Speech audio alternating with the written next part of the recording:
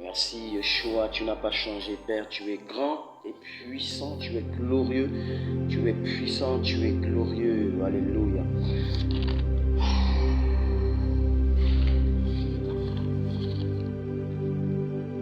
Les châtiments liés à la désobéissance totale à la parole du Seigneur. Sinon les malédictions liées à la désobéissance totale de la parole du Seigneur.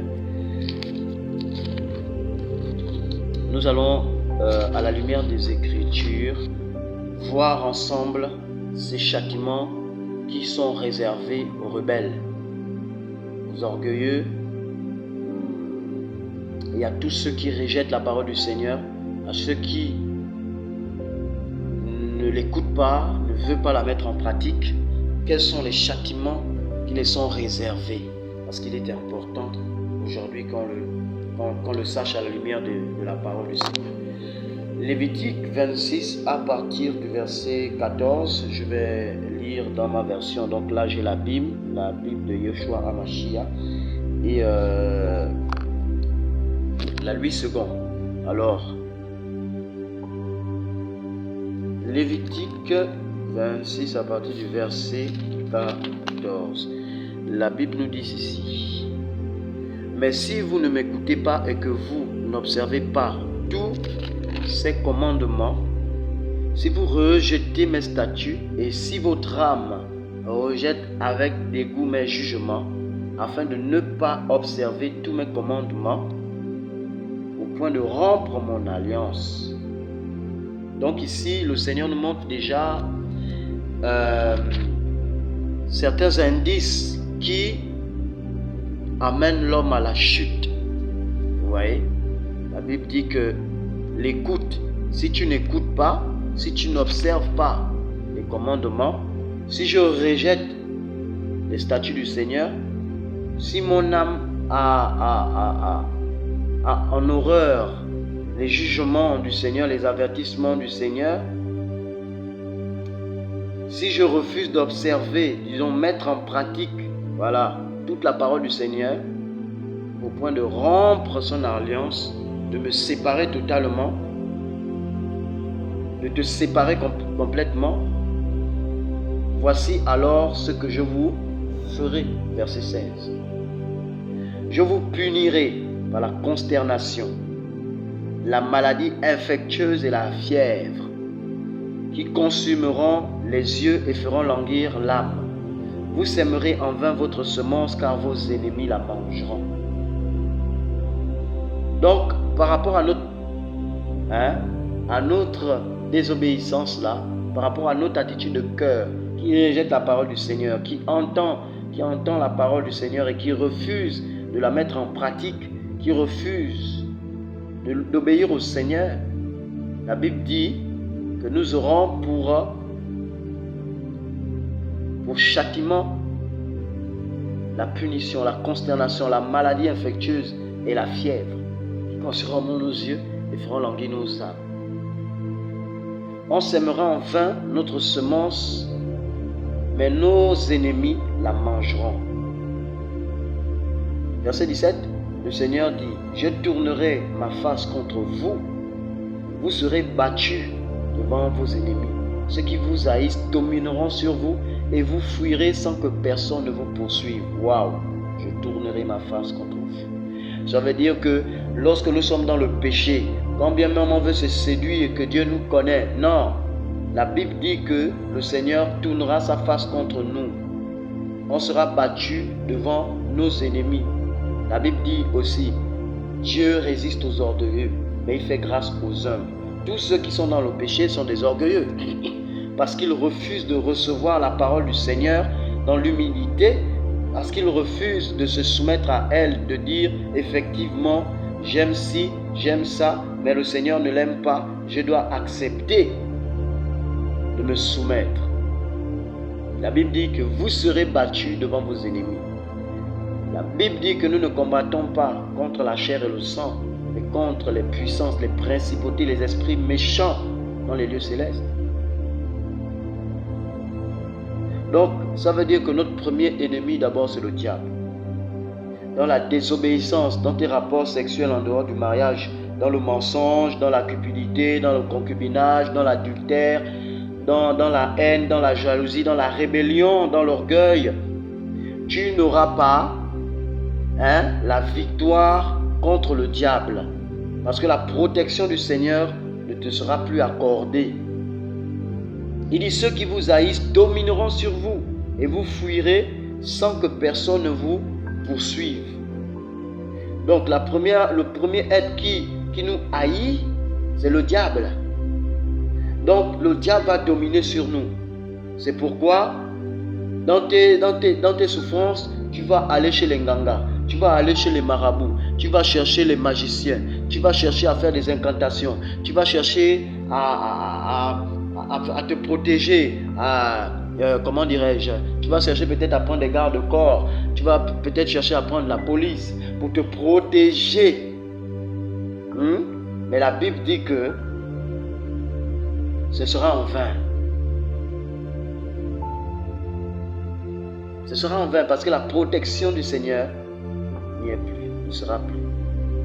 Ceux qui vous haïssent domineront sur vous et vous fuirez sans que personne ne vous poursuive. Donc là déjà tu n'auras plus la paix. Tu vas fuir sans que personne ne te poursuive. Parce que ta conscience t'accuse, va t'accuser. Voilà. Tu n'es pas différent d'un voleur. Tu n'es pas différent d'un braqueur. Tu n'es pas différent d'un homme hors la loi selon le monde. Tu n'es pas différent d'un dealer de chanvre. Parce que quand tu vas marcher sur la route comme ça, tu vas te dire, oh ben, celui-là certainement c'est un indique de la police, celui-là ça doit être un policier. Ta tête est en train de tourner, tu n'as plus la paix, tu es troublé. Parce que simplement, la protection du Seigneur n'y est plus. Et tu vas commencer à boire le vin pour essayer de te calmer. Tu vas commencer à te livrer à tous les excès du péché, le sexe, la cigarette, voilà, pour essayer d'oublier. Mais après que ce fantasme, après que voilà, ces plaisirs-là partiront, tu vas revivre ça. Tu vas toi-même encore réaliser que ben, tiens, je ne suis pas encore totalement délivré. Verset 18, si après ces choses, vous ne m'écoutez pas, je vous châtierai 7 fois plus à cause de vos péchés.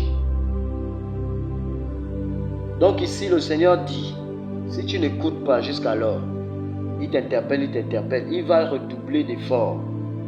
Il va redoubler de ces châtiments-là. Ça va aller de pire en pire. Ta vie va aller de pire en pire à cause du plaisir du péché. À cause du péché que tu aimes actuellement. Si tu n'écoutes pas. Verset 19. Je briserai l'orgueil de votre force et je ferai que le ciel soit pour vous comme du fer et la terre comme du cuivre. Votre force se consumera en vain. Votre terre ne donnera pas ses produits et les arbres de la terre ne donneront pas leurs fruits. Mon frère, ma soeur, certainement aujourd'hui tout va bien. Certainement aujourd'hui tout baigne. Mais la Bible est claire. Si tu es dans le péché, ça va t'arriver. Si ce n'est pas encore arrivé, ça va t'arriver. C'est la Bible chrétienne. Ce n'est pas les persécutions parce que... Non, ça c'est pas les persécutions. C'est le châtiment du Seigneur par rapport à ton péché. Il dit, je briserai l'orgueil de votre force. Parce que, en fait, le monde a pour force l'orgueil, l'estime de soi. Moi, peut-être tu te vantes aujourd'hui, voilà, moi j'ai l'argent, j'ai ceci, j'ai cela. Mais le Seigneur dit qu'il va tout fermer. Le ciel sera maintenant comparable au fer, la terre comme du cuivre. Votre force, la force va se consumer en vain. Votre terre ne donnera pas ses produits. Les arbres de la terre ne donneront pas leurs fruits. La conséquence du péché. Verset 21. Si vous marchez en opposition avec moi et que vous ne voulez pas m'écouter, je vous frapperai 7 fois plus selon vos péchés. j'enverrai contre vous les bêtes des champs, qui vous priveront de vos enfants, qui détruiront votre bétail et vous réduiront à un petit nombre, et vos chemins seront déserts. Frère, aujourd'hui, tu vois les difficultés qui ne font que s'abattre sur ta vie. Il faut d'abord que toi-même tu t'asseyes et que tu t'examines. Est-ce que tu es en conformité avec la parole du Seigneur? Il n'est pas besoin d'aller voir un pasteur. C'est pas ça. Ce n'est pas d'abord besoin d'aller voir. Tu peux aller chez l'Onganga, il ne va rien faire. Ça ne va rien faire. Tu peux aller à la franc-maçonnerie, je ne sais pas quoi, pour aller te protéger. Ça ne va rien faire. Ça ne va rien faire. Tes enfants vont tomber malades. Tu seras privé de tes enfants, pour ceux qui en ont. La Bible dit qu'il va envoyer des bêtes des champs, des démons, des esprits impurs. Ils vont détruire ton bétail, les réduire en un petit nombre. Verset 23. Si après ces choses, vous ne recevez pas ma correction et que vous marchiez en opposition avec moi, je marcherai aussi en opposition avec vous et je vous frapperai 7 fois plus selon vos péchés. Donc le but ici du châtiment du Seigneur, c'est que nous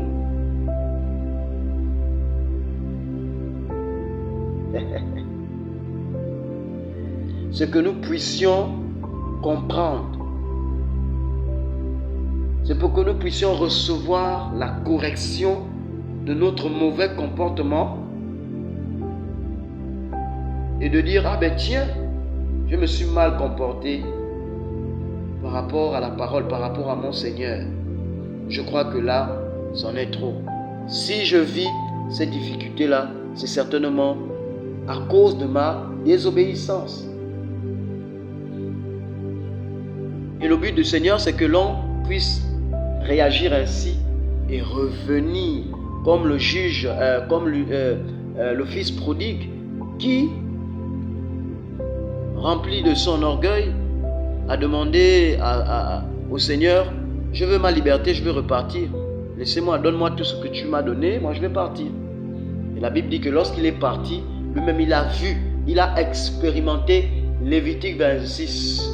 Il a expérimenté le châtiment du Seigneur, la correction du Seigneur. Et il a été sensible, il a dit, ah mais mon Dieu, j'étais chez mon père. Là-bas, tout ce que je vis là, je ne le vivais pas. Certainement, j'ai mal agi, il faut que je retourne. Et c'est ce que le Seigneur veut te dire. Depuis là, tu continues à t'enfoncer dans le mal, mais regarde les difficultés. Regarde combien de fois ça devient de plus en plus difficile. Et tu te dis, chaque jour tu te dis, j'ai de l'espoir, ça va aller, mais ça continue à aller de mal en mal. Mon frère, il faut revenir au Seigneur. Il faut revenir au Seigneur. Sinon, ça va encore aller de pire en pire. Il faut abandonner ta copine, abandonne ton copain. Abandonne le mensonge, abandonne le mal. Abandonne, arrête de tromper ta femme, arrête de tromper ton mari. Arrête de fumer, de boire. Arrête de te masturber, de regarder la pornographie. Arrête de toucher tes frères, tes sœurs, l'inceste. Arrête de pratiquer la sorcellerie. Arrête. Sinon ça va aller de mal en pire. Le Seigneur t'appelle à la repentance. T'appelle à la repentance. Verset 25. Et je ferai venir sur vous l'épée qui vengera la vengeance de mon alliance. Quand vous vous rassemblerez dans vos villes, j'enverrai la peste au milieu de vous et vous serez livrés entre les mains de l'ennemi. C'est pourquoi la protection véritable d'une ville, d'un pays, c'est la mise en pratique de la parole du Seigneur, de Yoshua, de Jésus qui de Nazareth, parce que c'est la parole là qui donne la vie. Mais tant que nous ne sommes pas en conformité avec elle, on sera livré. C'est pourquoi on peut voir le chaos. On va toujours se plaindre. Non, il n'y a Il n'y a aucun autre salut, il n'y a aucune autre protection si ce n'est que l'Éternel, le Sauveur, Yoshua, Jésus, Yahweh.